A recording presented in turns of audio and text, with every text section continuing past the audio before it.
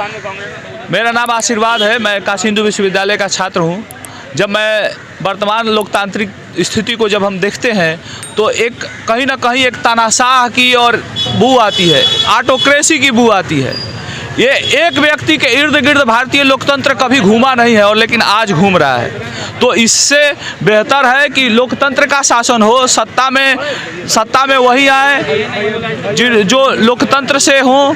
और लोकतंत्र का मतलब ये होता है कि सबका स्वाभिमान भी डेमोक्रेटिक भारत है। देखो, हाँ, डेमोक्रेटिक भारत का जो है पहले नंबर तो बहुत बहुत स्वागत है। काशी में आप जयपुर से आए हैं और आपको बहुत बहुत बधाई कि आपने पुरानी पेंशन बहाल किया अपने यहाँ, इसके लिए बहुत बधाई के पात्र हैं। और पूरे देश में आपकी चर्चा हो रही है और इससे बौखलाहट भी है, इसीलिए शायद मोदी जी उस गली में घूम रहे हैं जहाँ बनाए हैं, उस गली में भी नहीं जा रहे हैं जहाँ नहीं बनाए हैं। तो ऐसे विचार और ऐसे लोगों का भी साथ हो जो मतलब शून्य से लेकर के शून्य रहेगा, तभी वो दहाई और सैकड़ा हजार तक पहुंचता है। तो इस देश में शून्य का भी उतना ही महत्व है जितना एक का महत्व है। तो मैं आपसे यही कहूँगा, यही डेमोक्रेटिक भारत को सब्सक्राइब करें। आप सभी भाइयों से मेरा विनम्र निवेदन है कि डेमोक्रेटिक भारत चैनल को आप लोग सब्सक्राइब करें, देखें। और इस तरह के शायद अगर पत्रकार अगर मिलें तो हमारे ख्याल से एक लोकतांत्रिक माहौल बनाने में इस देश में बहुत ज़्यादा देर नहीं होगा। बहुत बहुत धन्यवाद। यूपी में चुनाव 7 तारीख को है, 10 तारीख को परिणाम आएगा, क्या कहना है आपका? कहना यही है कि कांग्रेस पिछली बार की अपेक्षा इस बार अच्छा जो है प्रदर्शन करेगी उत्तर प्रदेश के चुनाव में प्रियंका गांधी के नेतृत्व में। अच्छा, कांग्रेस आएगी नहीं, लेकिन प्रदर्शन अच्छा बेहतर स्थिति में रहेगी। 5 सीट पा सकती है। अच्छा, हाँ, 5 सीट पा सकती है, ये अच्छा प्रदर्शन होगा। क्या वजह है कि कांग्रेस बहुत बेहतर नहीं कर पा रही है? लगभग 2.5 दशक हो चुके हैं। क्योंकि कांग्रेस के पास उत्तर प्रदेश में वो नेतृत्व नहीं है, वो चेहरा नहीं है, जिसकी वजह से कांग्रेस 2.5 दशक हो गए नहीं और अच्छा नहीं कर पाई। नहीं है या मुद्दे नहीं है? नहीं, मुद्दे तो बराबर हैं। अच्छा, मुद्दे हमेशा रहते हैं, हर सरकार में रहते हैं। जो भी सरकार आती है उसकी सफलता भी होती है और विफलता भी होती है। तो मुद्दे तो बराबर बनते रहते हैं, लेकिन उस मुद्दे को उठाना सबसे बड़ी प्राथमिकता है। कौन उस मुद्दे पर लड़ाई लड़ सकता है और जो उस मुद्दे को उठा के जनता के सामने उस मुद्दे को लेके आता है वही सरकार में आ सकता है, वही सरकार में आता है। सत्ता में उसी की वापसी होती है जो उन मुद्दों को उठाता है। कांग्रेस 2017 में एक सवाल कांग्रेस के ऊपर, जितनी भी राजनीतिक पार्टियां हैं वो कहीं ना कहीं किसी जाति समूह से और वर्ग से जुड़ी हुई है, लगभग एक बड़ा। आपको लगता है कि कांग्रेस ने वर्ग और जाति को जो एक अपनी तरफ आकर्षित करना था वो नहीं कर पाई है? देखिए, कांग्रेस राष्ट्रीय पार्टी है, वो जाति पे, धर्म पे, उन मुद्दों पे उसने कभी चुनाव नहीं लड़ा, कभी भी उसने जातिवाद की राजनीति नहीं की। आज उत्तर प्रदेश में बसपा है, सपा है, भाजपा है, बाकी ओम प्रकाश राजभर की सुबह सपा है और बाकी सारे जितनी भी छोटे दल हैं उनका एक ही समीकरण है, जातीय समीकरण। हम भी कुछ बोले? इस देश में मोटे तौर पे वोट जाति पर होता है। आप मुझे बताइए, देखिए, क्या बोलिए आप, क्या लग रहा है कि इस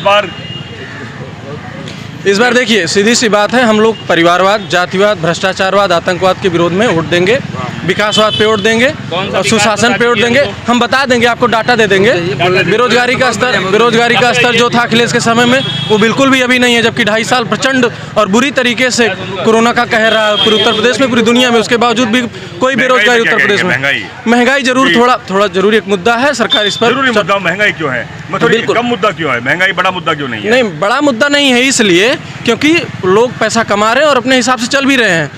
जो भी चीज़ें हैं उनको, हाँ, महंगाई पे अंदर भारत की स्थिति बहुत खराब है।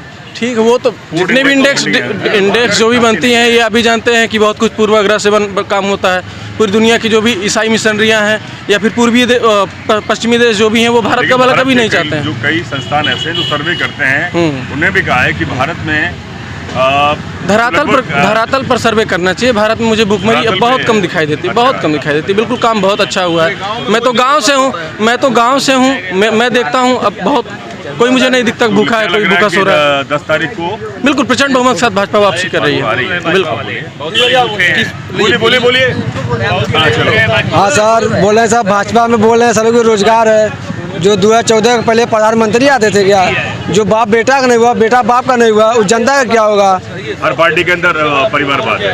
हाँ बीजेपी में परिवारवाद है। नहीं नहीं बीजेपी में सर बीजेपी के भी नेताओं के बेटे तो अरे नहीं सर बीजेपी परिवारवाद है नहीं सर बीजेपी परिवार थोड़ी ना है। चुनाव सौरभ जी लड़ रहे हैं अभी बनारस में, जहां से चुनाव माननीय सौरभ श्रीवास्तव जी लड़ रहे हैं जो भाजपा के कैंडिडेट हैं। इनके माता पिता सब यहाँ विधायक रहे हैं। माननीय उत्तर प्रदेश में मुख्यमंत्री थे और गृह मंत्री भी थे देश के, राजनाथ सिंह जी उनके बेटे जी भी लड़ रहे हैं।